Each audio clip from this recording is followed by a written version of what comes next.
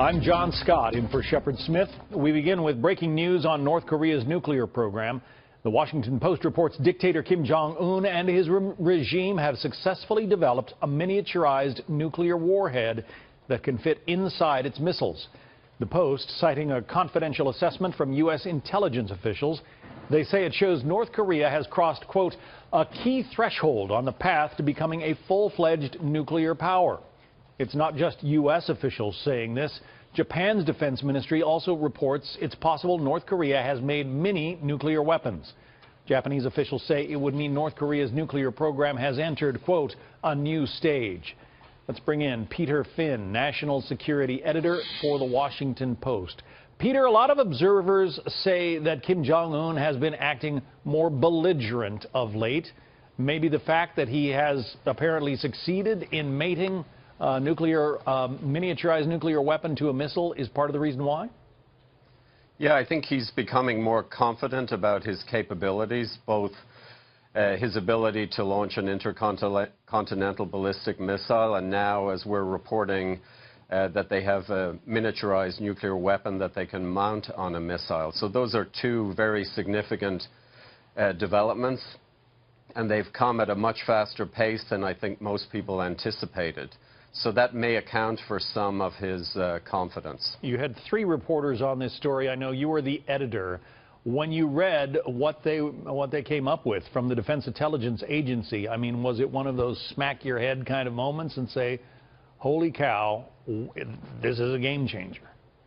Yeah, I mean, it's a startling, ominous development. And I think it reduces the time frame for the leadership of the United States, Japan, South Korea, Russia, and China to deal with this. They may have thought they had more time to move towards some multilateral talks, other things, but it seems like we're working at a much faster pace here than perhaps we had thought. Well, the UN just passed a $1 billion sanction program against the North.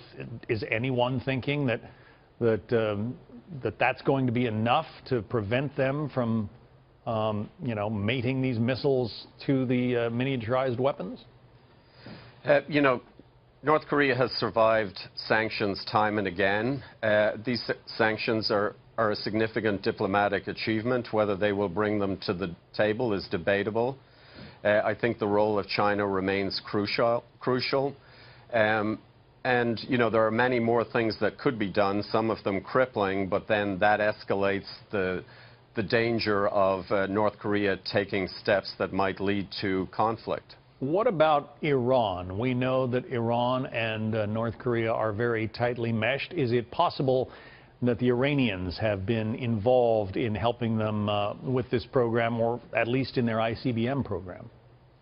I'm unaware of that. I mean, they have clearly developed some indigenous ability to build missiles and to mount weapons on them now. They've been recruiting expertise for quite a long time, including from the former Soviet Union.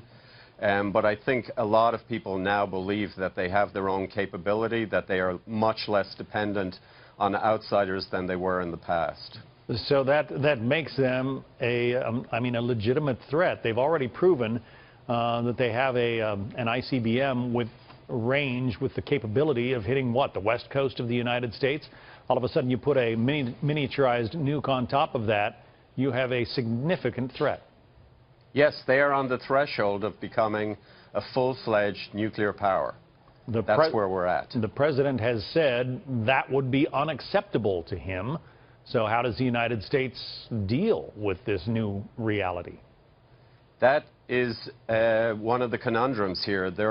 This is, as many people have pointed out before, this is a situation with only lousy options for the president and for the leaders of other countries.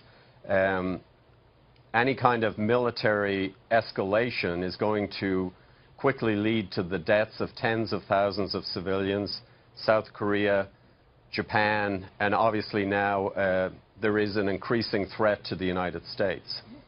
There are disagreements, as your Washington Post article points out, as to exactly how many weapons or warheads the North possesses. I suppose at this point, if they've managed to shrink them down, the number is almost not a critical component of this.